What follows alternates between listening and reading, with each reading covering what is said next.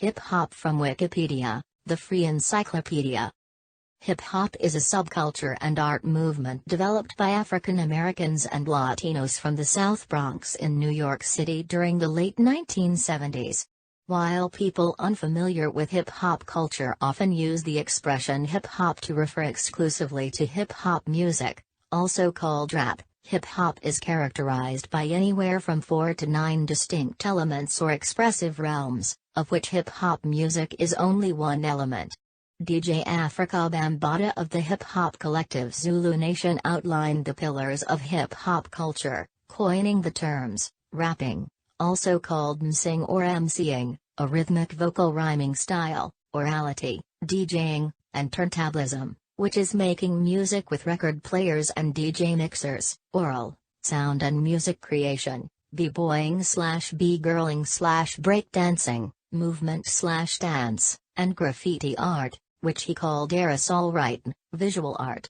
Other elements of the hip-hop subculture and arts movement beyond the main four are, hip-hop culture and historical knowledge of the movement, intellectual/philosophical, beatboxing, a percussive vocal style, street entrepreneurship, African American language and slang, and hip-hop fashion and style, among others.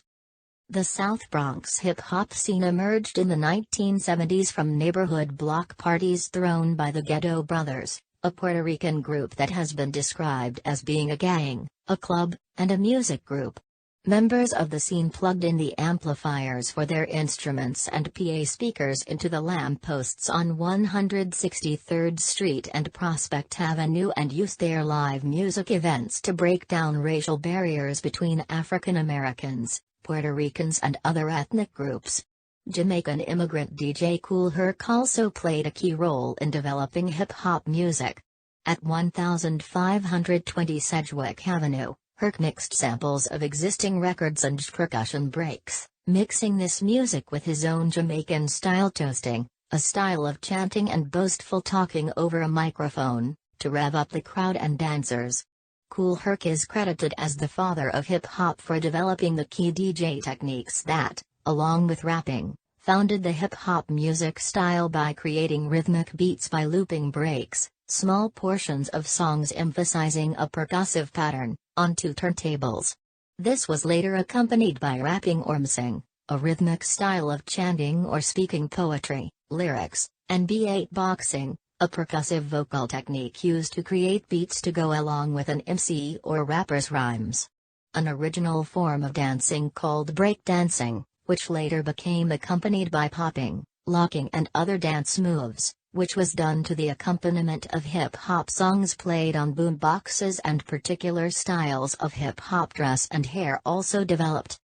Art historian Robert Farris Thompson describes the youth from the South Bronx in the early 1970s as English-speaking blacks from Barbados like Grandmaster Flash, black Jamaicans like DJ Kool Herc who introduced the rhythms from salsa music, as well as Afro-conga and bongo drums, as well as many who emulated the sounds of Tito Puente and Willie Colon. These youths mixed these influences with existing musical styles associated with African Americans prior to the 1970s, from jazz to funk. Hip-hop music became popular outside of the African American community in the late 1980s, with the mainstream commercial success of gangsta rap. Critic Greg Tate described the hip-hop movement as the only avant-garde still around, still delivering shock of newness to the wealthy bourgeoisie. Hip is the culture and hop is the movement. Hip-hop culture has spread to both urban and suburban communities throughout the United States and subsequently the world. These elements were adapted and developed considerably, particularly as the art forms spread to new continents and merged with local styles in the 1990s and subsequent decades. Even as the movement continues to expand globally and explore myriad styles and art forms, including hip-hop theater and hip-hop film, the four foundational elements provide coherence and a strong foundation for hip-hop culture. Hip-hop is simultaneously a new and old phenomenon. The importance of sampling tracks, beats and basslines from old records to the art form means that much of the culture has revolved around the idea of updating classic recordings, attitudes, and experiences for modern audiences. Sampling older culture and reusing it in a new context or a new format is called flipping in hip-hop culture. Hip-hop music follows in the footsteps of earlier African American rooted musical genres such as blues, jazz, ragtime, funk, and disco to become one of the most practiced genres worldwide. In the 2000s, with the rise of new media platforms and Web 2.0, fans discovered and downloaded or streamed hip-hop music through social networking sites, SNS, beginning with MySpace, as well as from websites like YouTube, WorldStar Hip Hop, SoundCloud, and Spotify. Etymology. Keith "Cowboy" Wiggins, a member of Grandmaster Flash and the Furious Five, has been credited with coining the term in 1978 while teasing a friend who had just joined the U.S. Army by scat-singing the made-up words hip/hop/hip/hop in a way that mimicked the rhythmic cadence of marching soldiers. Cowboy later worked the hip-hop cadence into his stage performance. The group frequently performed with disco artists who would refer to this new type of music by calling them hip-hoppers. The name was originally meant as a sign of disrespect, but soon came to identify this new music and culture. The song Rapper's Delight, by the Sugar Hill Gang, released in 1979, begins with the phrase "I said a hip, hop the hippie to the hip hip hop, and you don't stop." Lovebug Starski, a Bronx DJ who put out a single called The Positive Life in 1981, and DJ Hollywood then began using the term when referring to this new disco rap music. Bill Older, an independent consultant, once said, "There was hardly ever a moment when rap music was underground. One of the very first so-called rap records was a monster hit, Rapper's Delight by the Sugar Hill Gang on Sugar Hill Records." Hip-hop pioneer and South Bronx community leader Afrika Bambaataa also credits Lovebug Starski as the first to use the term hip-hop, as it relates to the culture. Bambaataa, former leader of the Black Spades Gang, also did much to further popularize the term. The words hip-hop first appeared in print on September 21, 1981, in the Village Voice in a profile of Bambaataa written by Stephen Hager, who also published the first comprehensive history of the culture with St. Martin's Press. History 1970s.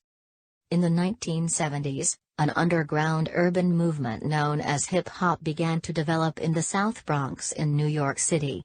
It focused on emceeing, or msing, over breakbeats, house parties and neighborhood block party events, held outdoors. Hip-hop music has been a powerful medium for protesting the impact of legal institutions on minorities, particularly police and prisons.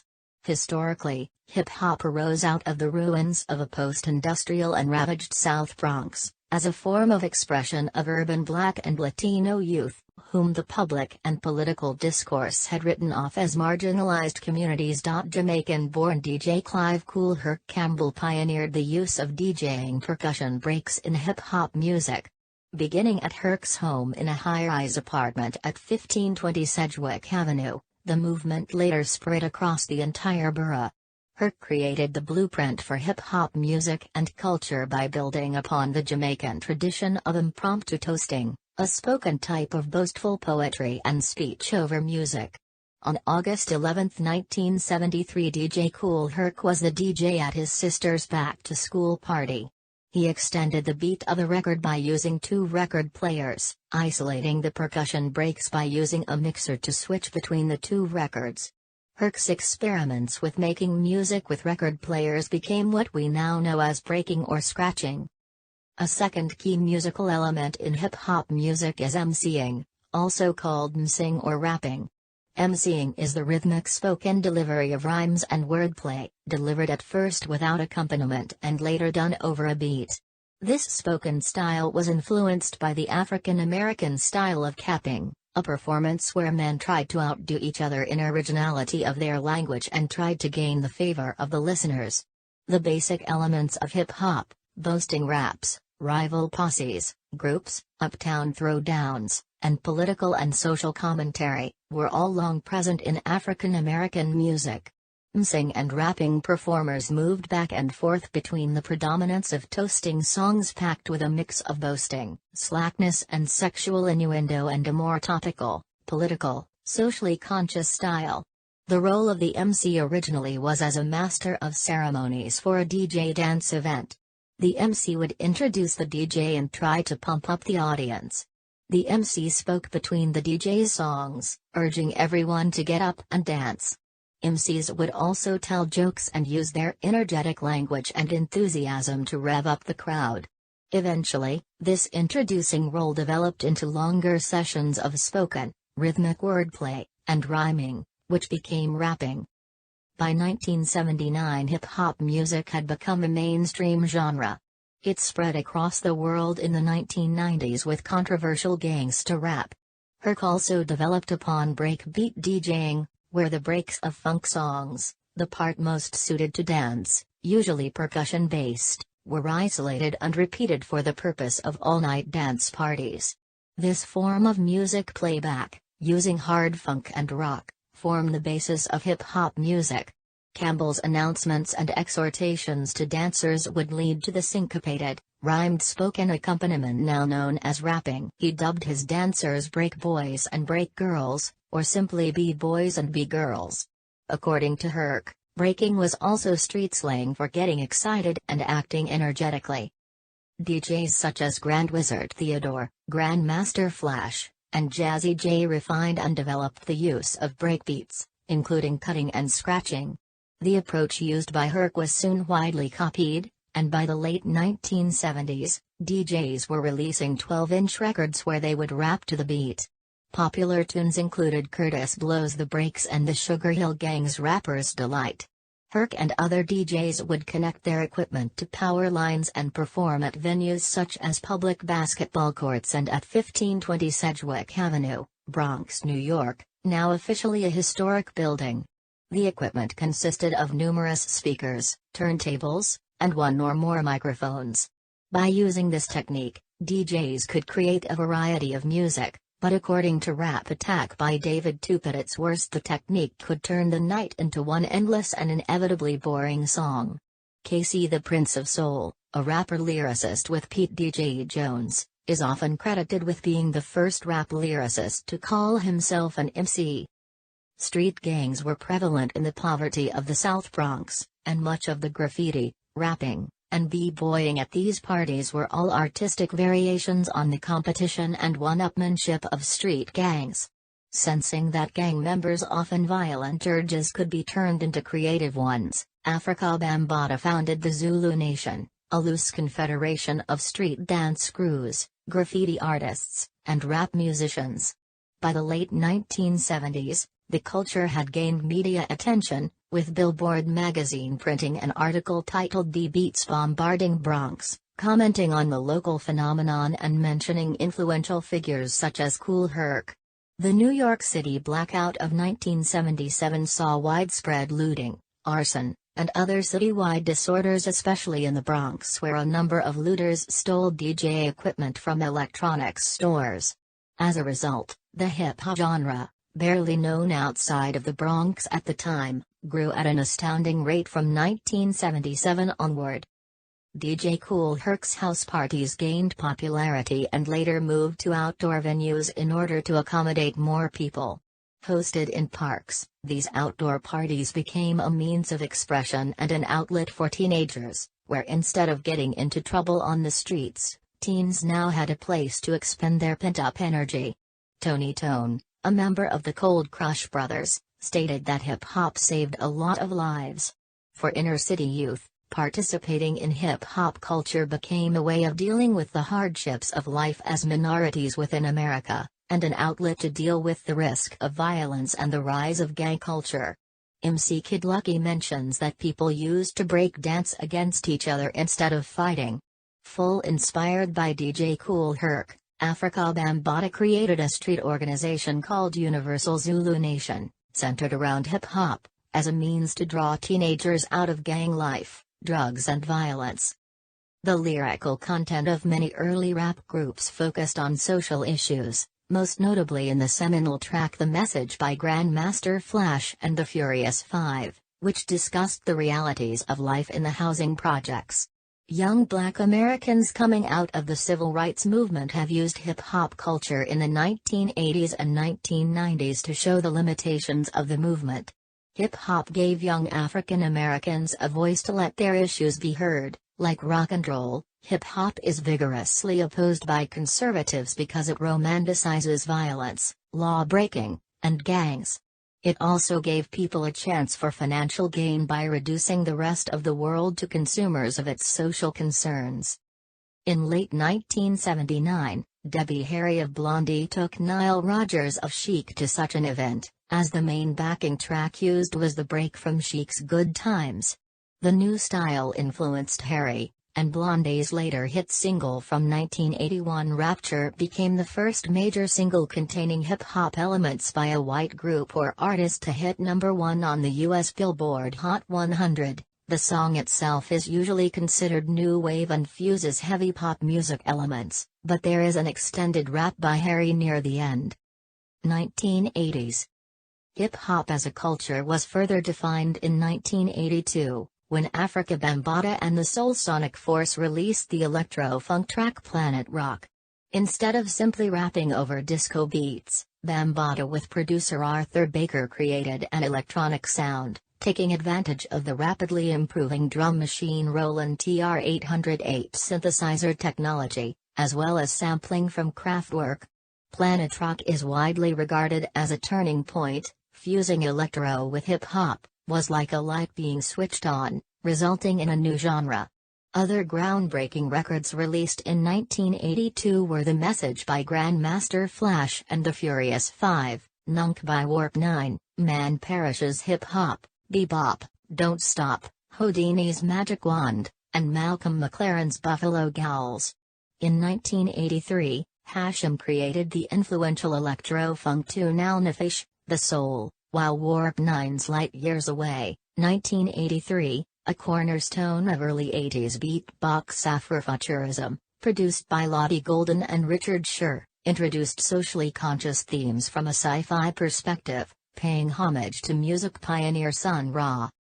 Encompassing graffiti art, MCing, rapping, DJing and b-boying, hip-hop became the dominant cultural movement of the minority-populated urban communities in the 1980s. The 1980s also saw many artists make social statements through hip-hop. In 1982, Mel Mel and Duke Booty recorded The Message, officially credited to Grandmaster Flash and the Furious Five, a song that foreshadowed the socially conscious statements of Run DMC's It's Like That and Public Enemy's Black Steel in the Hour of Chaos. During the 1980s, hip-hop also embraced the creation of rhythm by using the human body, via the vocal percussion technique of beatboxing. Pioneers such as Doogie Fresh, Biz Markie and Buffy from the Fat Boys made beats, rhythm, and musical sounds using their mouth, lips, tongue, voice, and other body parts. Human beatbox artists would also sing or imitate turntablism scratching or other instrument sounds. The appearance of music videos changed entertainment, they often glorified urban neighborhoods. The music video for Planet Rock showcased the subculture of hip-hop musicians, graffiti artists, and b-boys/b-girls. Many hip-hop-related films were released between 1982 and 1985, among them Wild Style, Beat Street, Crush Groove, Breakin', and the documentary Style Wars. These films expanded the appeal of hip-hop beyond the boundaries of New York. By 1984, youth worldwide were embracing the hip-hop culture. The hip-hop artwork and slang of U.S. urban communities quickly found its way to Europe, as the culture's global appeal took root. The four traditional dances of hip-hop are rocking, b-boying/b-girling, locking and popping, all of which trace their origins to the late 1960s or early 1970s. Women artists have also been at the forefront of the hip-hop movement since its inception in the Bronx. Nevertheless, as gangsta rap became the dominant force in hip-hop music, there were many songs with misogynistic, anti-women, lyrics and many music videos depicted women in a sexualized fashion. The negation of female voice and perspective is an issue that has come to define mainstream hip-hop music. The recording industry is less willing to back female artists than their male counterparts, and when it does back them, often it places emphasis on their sexuality over their musical substance and artistic abilities. Since the turn of the century, the beginning of the 2000s decade, female hip-hop artists have struggled to get mainstream attention, with only a few, such as older artists like the female duo Salt and Peppa to more contemporary ones like Lil Kim and Nicki Minaj, reaching platinum status. 1990s. With the commercial success of gangsta rap in the early 1990s, the emphasis in lyrics shifted to drugs, violence, and misogyny. Early proponents of gangsta rap included groups and artists such as Ice-T, who recorded what some consider to be the first gangster rap record, 6 in the Morning, and NWA, whose second album Niggas for Life became the first gangsta rap album to enter the charts at number 1. Gangsta rap also played an important part in hip-hop becoming a mainstream commodity. That albums such as NWA's Straight Outta Compton, Eazy-E's Easy Use It, and Ice Cube's America's Most Wanted were selling in such high numbers meant that black teens were no longer hip-hop's sole buying audience. As a result, gangsta rap became a platform for artists who chose to use their music to spread political and social messages to parts of the country that were previously unaware of the conditions of ghettos. While hip-hop music now appeals to a broader demographic, media critics argue that socially and politically conscious hip-hop has been largely disregarded by mainstream America. Global innovations.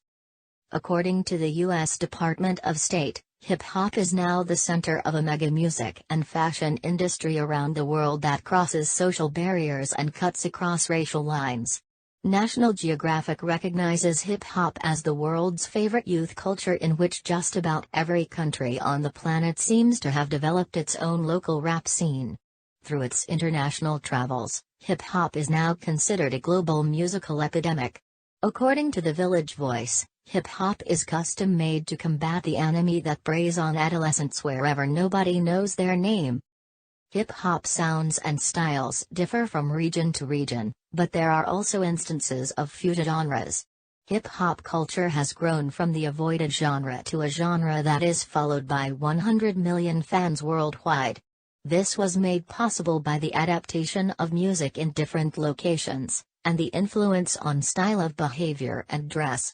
Not all countries have embraced hip-hop, whereas can be expected in countries with strong local culture. The interloping wild style of hip-hop is not always welcomed. This is somewhat the case in Jamaica, the homeland of the culture's father, DJ Kool Herc. However, despite hip-hop music produced on the island lacking widespread local and international recognition, artists such as 5 Steez have defied the odds by impressing online hip-hop taste makers and even reggae critics. Hardwick Vens argues that hip-hop can also be viewed as a global learning experience. Author Jeff Chang argues that the essence of hip-hop is the cipher, born in the Bronx, where competition and community feed each other. He also adds, thousands of organizers from Cape Town to Paris use hip-hop in their communities to address environmental justice, policing and prisons, media justice, and education. While hip-hop music has been criticized as a music that creates a divide between Western music and music from the rest of the world, a musical cross-pollination has taken place, which strengthens the power of hip-hop to influence different communities. Hip-hop's messages allow the underprivileged and the mistreated to be heard. These cultural translations cross borders. While the music may be from a foreign country, the message is something that many people can relate to, something not foreign at all. Even when hip-hop is transplanted to other countries, it often retains its vital progressive agenda that challenges the status quo. In Gothenburg, Sweden, non-governmental organizations, NGOs, incorporate graffiti and dance to engage disaffected immigrant and working-class youths.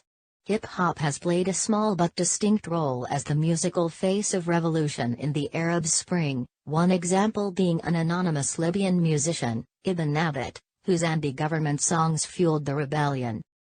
Commercialization. In the early to mid-1980s, there was no established hip-hop music industry, as exists in the 2010s, with record labels, record producers, managers and artists and repertoire staff. Politicians and business people maligned and ignored the hip-hop movement. Most hip-hop artists performed in their local communities and recorded in underground scenes. However, in the late 1980s, music industry executives realized that they could capitalize on the success of gangsta rap. They made a formula that created a titillating buffet of hypermasculinity and glorified violence. This type of rap was marketed to the new fan base, white males. They ignored the depictions of a harsh reality to focus on the sex and violence involved. In an article for The Village Voice, Greg Tate argues that the commercialization of hip-hop is a negative and pervasive phenomenon, writing that what we call hip-hop is now inseparable from what we call the hip-hop industry, in which the nouveau riche and the super-rich employers get richer. Ironically, this commercialization coincides with a decline in rap sales and pressure from critics of the genre. Even other musicians, like Nas and KRS-One, have claimed hip-hop is dead in that it has changed so much over the years to cater to the consumer that it has lost the essence for which it was originally created. However, in his book In Search of Africa, Manthia Diarra states that hip-hop is really a voice of people who are marginalized in modern society. He argues that the worldwide spread of hip-hop as a market revolution is actually global expression of poor people's desire for the good life, and that this struggle aligns with the nationalist struggle for citizenship and belonging, but also reveals the need to go beyond such struggles and celebrate the redemption of the black individual through tradition. The problem may not be that female rappers do not have the same opportunities and recognition as their male counterparts. It may be that the music industry that is so defined by gender biases. Industry executives seem to bet on the idea that men won't want to listen to female rappers, so they are given fewer opportunities. As the hip-hop genre has changed since the 1980s, the African American cultural tradition that Diarra describes has little place in hip-hop's mainstream artists' music. The push toward materialism and market success by contemporary rappers such as Rick Ross, Lil Wayne and Jay-Z has irked older hip-hop fans and artists. They see the genre losing its community-based feel that focused more on black empowerment than wealth. The commercialization of the genre stripped it of its earlier political nature, and the politics and marketing plans of major record labels have forced rappers to craft their music and images to appeal to white, affluent and suburban audiences. After realizing her friends were making music but not getting television exposure other than what was seen on Video Music Box, Darlene Lewis, model/lyricist, along with Daryl Washington and Dean Carroll, brought hip-hop music to the first exposure cable show on Paragon Cable, and then created the on-Broadway television show. There, rappers had opportunities to be interviewed and have their music videos played. This predated MTV or Video Soul on Bet. The commercialization has made hip-hop less edgy and authentic, but it also has enabled hip-hop artists to become successful. As top rappers grow wealthier and start more outside business ventures, this can indicate a stronger sense of black aspiration. As rappers such as Jay-Z and Kanye West establish themselves as artists and entrepreneurs, more young black people have hopes of achieving their goals. The lens through which one views the genre's commercialization can make it seem positive or negative. Culture. DJing and turntablism, MCing, rapping, breakdancing, graffiti art, and beatboxing are the creative outlets that collectively make up hip-hop culture and its revolutionary aesthetic. Like the blues, these arts were developed by African American communities to enable people to make a statement, whether political or emotional, and participate in community activities. These practices spread globally around the 1980s as fans could make it their own and express themselves in new and creative ways in music, dance and other arts. DJing. DJing and turntablism are the techniques of manipulating sounds and creating music and beats using two or more phonograph turntables, or other sound sources, such as tapes, CDs or digital audio files, and a DJ mixer that is plugged into a PA system.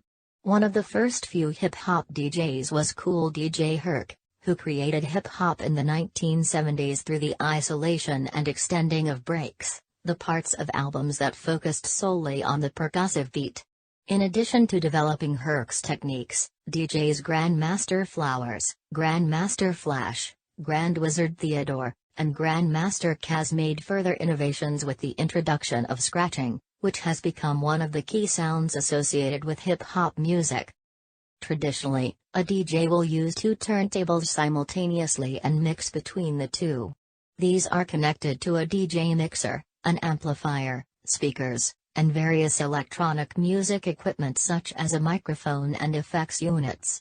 The DJ mixes the two albums currently in rotation and/or does scratching by moving one of the record platters while manipulating the crossfader on the mixer. The result of mixing two records is a unique sound created by the seemingly combined sound of two separate songs into one song.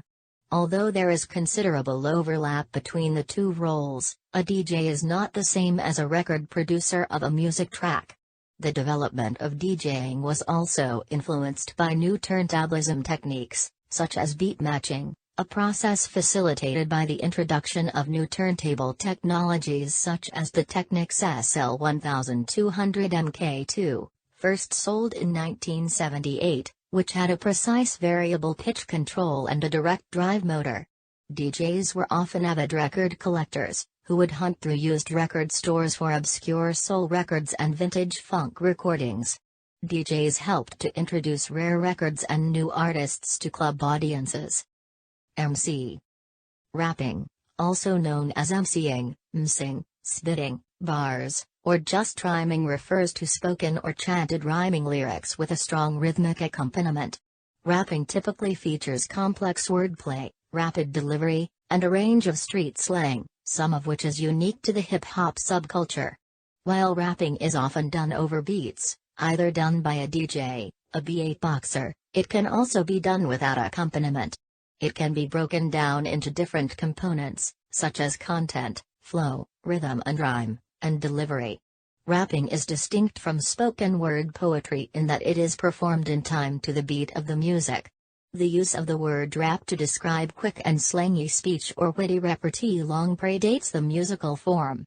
MCing is a form of expression that is embedded within ancient African culture and oral tradition, as throughout history verbal acrobatics or jousting involving rhymes were common within the Afro-American community.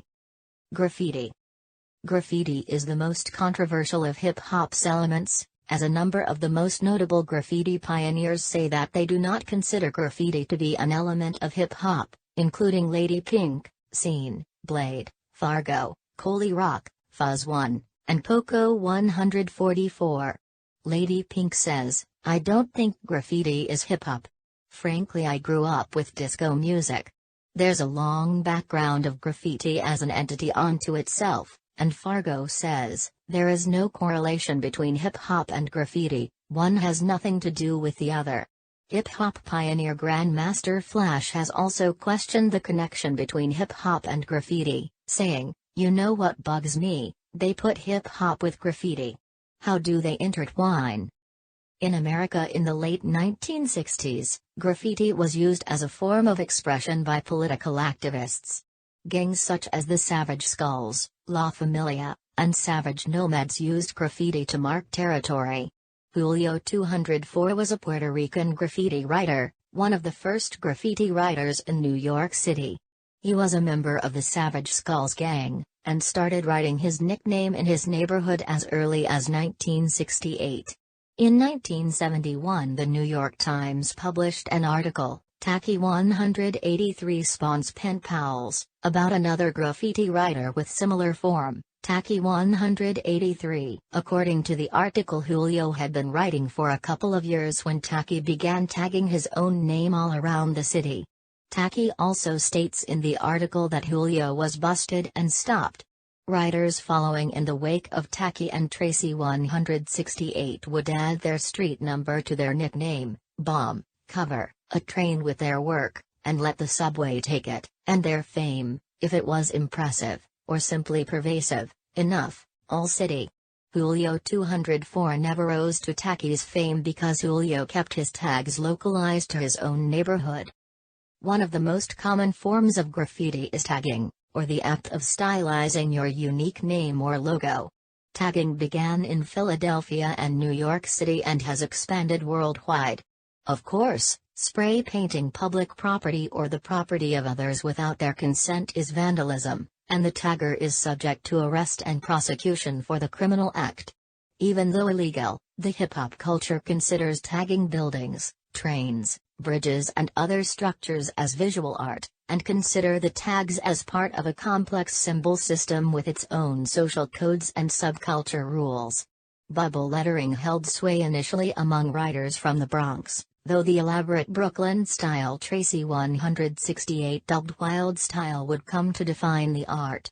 The early trendsetters were joined in the 1970s by artists like Dondi, Futura 2000, Days, Blade, Lee, Fab 5 Freddy, Zephyr, Ramsey, Crash, Gull, Knock 167 and Lady Pink. The relationship between graffiti and hip-hop culture arises both from early graffiti artists engaging in other aspects of hip-hop culture. Graffiti is understood as a visual expression of rap music, just as breaking is viewed as a physical expression. The 1983 film Wild Style is widely regarded as the first hip-hop motion picture, which featured prominent figures within the New York graffiti scene during the said period. The book Subway Art and the documentary Style Wars were also among the first ways the mainstream public were introduced to hip-hop graffiti. Graffiti remains part of hip-hop, while crossing into the mainstream art world with exhibits in galleries throughout the world. Breakdancing. Breaking, also called b-boying/b-girling or breakdancing, is a dynamic, rhythmic style of dance which developed as one of the major elements of hip-hop culture. Like many aspects of hip-hop culture, breakdance borrows heavily from many cultures, including 1930s-era street dancing, Brazilian and Asian martial arts, Russian folk dance, and the dance moves of James Brown, Michael Jackson, and California funk. Breaking took form in the South Bronx in the 1970s alongside the other elements of hip-hop. Breakdancing is typically done with the accompaniment of hip-hop music playing on a boombox or PA system. According to the 2002 documentary film The Freshest Kids, A History of the B-Boy, DJ Kool Herc describes the B&B boy as short for breaking, which at the time was slang for going off, also one of the original names for the dance. However, early on the dance was known as the boing, the sound a spring makes. Dancers at DJ Kool Herc's parties saved their best dance moves for the percussion break section of the song, getting in front of the audience to dance in a distinctive, frenetic style. The B&B boy or B-girl also stands simply for break, as in break boy or girl. Before the 1990s, B-girls' presence was limited by their gender minority status, navigating sexual politics of a masculine-dominated scene, and a lack of representation or encouragement for women to participate in the form. The few B-girls who participated despite facing gender discrimination carved out a space for women as leaders within the breaking community, and the number of B-girls participating has increased. Breaking was documented in Style Wars, and was later given more focus in fictional films such as Wild Style and Beat Street. Early acts include the Rocksteady Crew and New York City Breakers. Beatboxing. Beatboxing is the technique of vocal percussion, in which a singer imitates drums and other percussion instruments with her or his voice. It is primarily concerned with the art of creating beats or rhythms using the human mouth. The term beatboxing is derived from the mimicry of the first generation of drum machines, then known as beatboxes. It was first popularized by Dougie Fresh. As it is a way of creating hip-hop music, it can be categorized under the production element of hip-hop, though it does sometimes include a type of rapping intersected with the human-created beat. It is generally considered to be part of the same pillar of hip-hop as DJing, in other words, providing a musical backdrop or foundation for MCs to rap over. Beatboxers can create their beats just naturally, but many of the beatboxing effects are enhanced by using a microphone plugged into a PA system.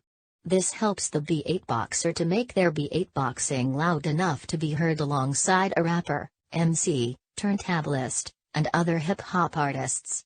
Beatboxing was popular in the 1980s with prominent artists like the Darren Buffy, the Human Beatbox Robinson of the Fat Boys and Biz Markie displaying their skills within the media.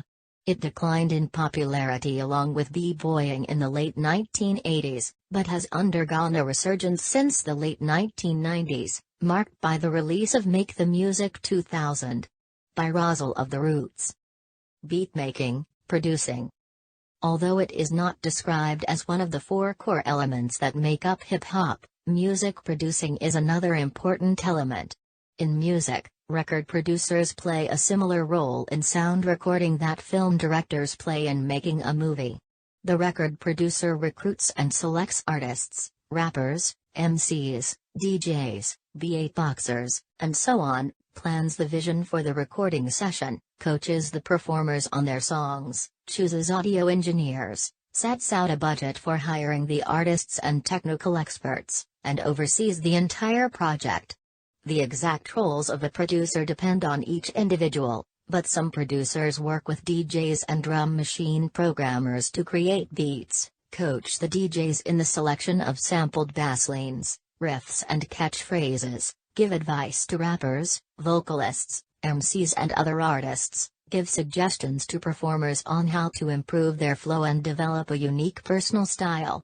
Some producers work closely with the audio engineer to provide ideas on mixing, effects units, for example, auto-tuned vocal effects such as those popularized by T-Pain, mixing of artists, and so on.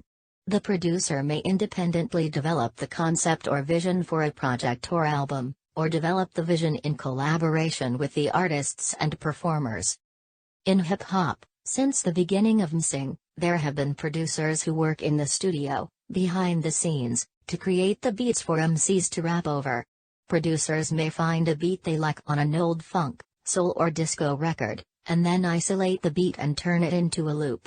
Alternatively, producers may create a beat with a drum machine or by hiring a drum kit percussionist to play acoustic drums.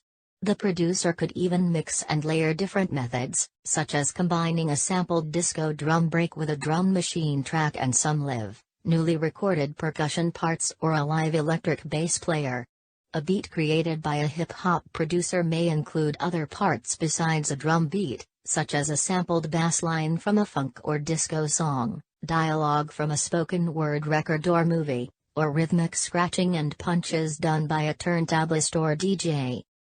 An early beatmaker was producer Curtis Blow, who won Producer of the Year credits in 1983, 1984, and 1985.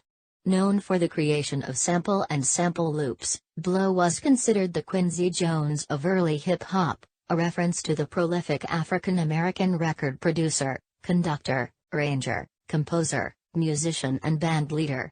Those who create these beats are known as either beatmakers or producers. However, producers are known to have more input and direction on the creation of a song or project, while a beatmaker just provides or creates the beat. As Dr. Dre has said before, once you finish the beat, you have to produce the record. The process of making beats includes sampling, chopping, looping, sequencing beats, recording, mixing, and mastering. Most beats in hip-hop are sampled from a pre-existing record. This means that a producer will take a portion or a sample of a song and reuse it as an instrumental section, beat or portion of their song. Some examples of this are the Isley Brothers' Footsteps in the Dark PTS 1 and 2 being sampled to make Ice Cube's Today Was a Good Day. Another example is Otis Redding's Try a Little Tenderness being sampled to create the song Otis, released in 2011, by Kanye West and Jay-Z. Chopping is dissecting the song that you are sampling so that you chop out the part or parts of the song, be that the bass line, rhythm guitar part, drum break, or other music you want to use in the beat. Looping is known as melodic or percussive sequence that repeats itself over a period of time, So basically a producer will make an even number of bars of a beat, for example, 4 bars or 8 bars, repeat itself or loop of a full song length. This loop provides an accompaniment for an MC to rap over.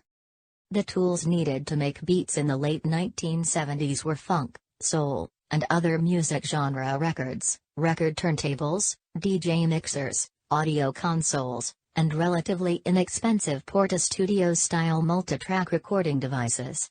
In the 1980s and 1990s, beatmakers and producers used the new electronic and digital instruments that were developed, such as samplers, sequencers, drum machines, and synthesizers. From the 1970s to the 2010s, various beatmakers and producers have used live instruments, such as drum kit or electric bass on some tracks. To record the finished beats or beat tracks, beatmakers and producers use a variety of sound recording equipment, typically multitrack recorders.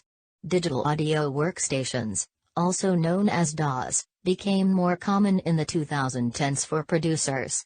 Some of the most used DAWs are Fruity Loops Studio, Ableton Live, and Pro Tools. DAWs have made it possible for more people to be able to make beats in their own home studio, without going to a recording studio. Beatmakers who own DAWs do not have to buy all the hardware that a recording studio needed in the 1980s, huge 72-channel audio consoles, multitrack recorders, racks of rack-mount effects units, because 2010-era DAWs have everything they need to make beats on a good quality, fast laptop computer. Beats are such an integral part of rap music that many producers have been able to make instrumental mixtapes or albums. Even though these instrumentals have no rapping, listeners still enjoy the inventive ways the producer mixes different beats, samples and instrumental melodies. Examples of these are Ninth Wonder's Tutankhamun and J Dilla's Donuts. Some hip-hop records come in 2 versions, a beat with rapping over it, and an instrumental with just the beat. The instrumental in this case is provided so that DJs and turntablists can isolate breaks, beats and other music to create new songs. Social impact. Hip-hop has made a considerable social impact since its inception in the 1970s. Hip-hop has also become relevant to the field of education because of its implications for understanding language, learning, identity, and curriculum. Orlando Patterson, a sociology professor at Harvard University, helps describe the phenomenon of how hip-hop has spread rapidly around the world. Patterson argues that mass communication is controlled by the wealthy, the government, and major businesses in third-world nations and countries around the world. He also credits mass communication with creating a global cultural hip-hop scene. As a result, the youth are influenced by the American hip-hop scene and start their own forms of hip-hop. Patterson believes that revitalization of hip-hop music will occur around the world as traditional values are mixed with American hip-hop music, and ultimately a global exchange process will develop that brings youth around the world to listen to a common musical form of hip-hop. It has also been argued that rap music formed as a cultural response to historic oppression and racism, a system for communication among black communities throughout the United States. This is due to the fact that the culture reflected the social, economic and political realities of the disenfranchised youth. In the 2010s, hip-hop lyrics are starting to reflect original socially conscious themes. Rappers are starting to question the government's power and its oppressive role in some societies. Rap music has been a tool for political, social, and cultural empowerment outside the U.S. Members of minority communities, such as Algerians in France, and Turks in Germany, use rap as a platform to protest racism, poverty, and social structures. Language. The development of hip-hop linguistics is complex. Source material include the spirituals of slaves arriving in the New World, Jamaican dub music, the laments of jazz and blues singers, patterned Cockney slang and radio DJs hyping their audience using rhymes. Hip-hop has a distinctive associated slang. It is also known by alternate names, such as Black English, or Ebonics. Academics suggest its development stems from the rejection of the racial hierarchy of language, which held white English as the superior form of educated speech. Due to hip-hop's commercial success in the late 1990s and early 2000s, many of these words have been assimilated into the cultural discourse of several different dialects across America and the world, and even to non-hip-hop fans. The word diss, for example, is particularly prolific. There are also a number of words which predate hip-hop, but are often associated with the culture, with homie being a notable example. Sometimes, terms like what the dilly, yo are popularized by a single song, in this case, Put Your Hands Where My Eyes Could See by Busta Rhymes, and are only used briefly.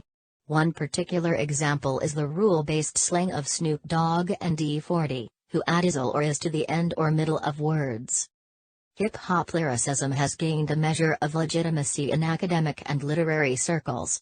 Studies of hip-hop linguistics are now offered at institutions such as the University of Toronto, where poet and author George Eliot Clarke has taught the potential power of hip-hop music to promote social change. Greg Thomas of the University of Miami offers courses at both the undergraduate and graduate level studying the feminist and assertive nature of Lil' Kim's lyrics. Some academics, including Ernest Morel and Jeffrey Duncan Andrade, compare hip-hop to the satirical works of great Western canon poets of the modern era, who use imagery and create a mood to criticize society. As quoted in their work promoting academic literacy with urban youth through engaging hip-hop culture. Hip-hop texts are rich in imagery and metaphor and can be used to teach irony, tone, diction, and point of view. Hip-hop texts can be analyzed for theme, motif, plot, and character development. Both Grandmaster Flash and T.S. Eliot gazed out into their rapidly deteriorating societies and saw a wasteland. Both poets were essentially apocalyptic in nature as they witnessed death, disease, and decay. Hip-hop lyrics have also been known for containing swear words. In particular, the word bitch is seen in countless songs, from N.W.A.'s A Bitch Is a Bitch to Missy Elliott's She Is a Bitch. It is often used in the negative connotation of a woman who is a shallow money grubber. Some female artists have tried to reclaim the word and use it as a term of empowerment. Regardless, the hip-hop community has recently taken an interest in discussing the use of the word bitch and whether it is necessary in rap.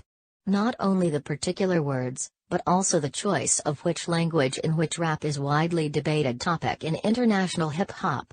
In Canada, the use of non-standard variants of French, such as franglais, a mix of French and English, by groups such as Dead Obies, or Kiak, such as Radio, has powerful